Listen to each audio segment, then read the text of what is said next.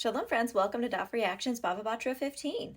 We all hate spoilers, perhaps with a notable exception of my beloved mother, who has been known, in fact, to skim the last page of a book before ever reading page one. We do have some significant ideological disagreements when it comes to this approach to appreciating literature. But for myself, for example, if I haven't seen the latest episode of House of the Dragon, shame on me, firstly.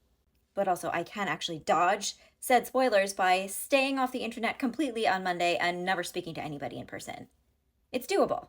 Unfortunately, this was not a luxury that Moses had. I don't mean for House of the Dragon stuff, I mean for his own life stuff. In this stuff, the sages are investigating who wrote which books of the Tanakh, trying to figure out attributions like they are art historians on the hunt for the true provenance of a recently discovered Caravaggio. In the case of the Torah itself, that's attributed to Moses, but he does in fact die before they end. Spoiler alert, sorry. Joshua is often named as the author of these last verses, truly the Brandon Sanderson of the Torah.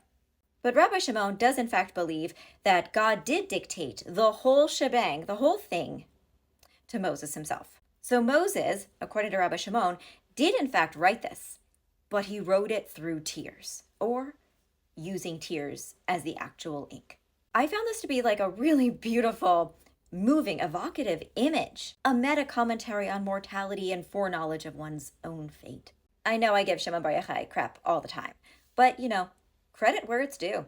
But I'm gonna say, this stuff, the whole thing, is giving so much. Bava Batra so far is doing amazing, sweetie. We let Bava Kama and Bava Metzia cook, and here we are. Maybe third Bava's the charm. Not only are the sages discussing the authorship of these most important Jewish texts, but they're also discussing the historicity of certain books in the Tanakh.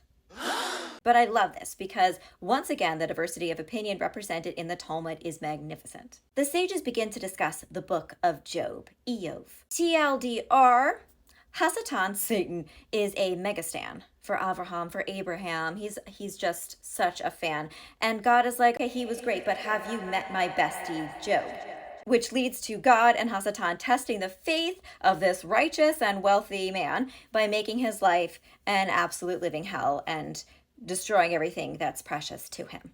An exploration of why good people are made to suffer, of how humans can't really comprehend God's decision-making game plan, and some fascinating character development for Hasatan.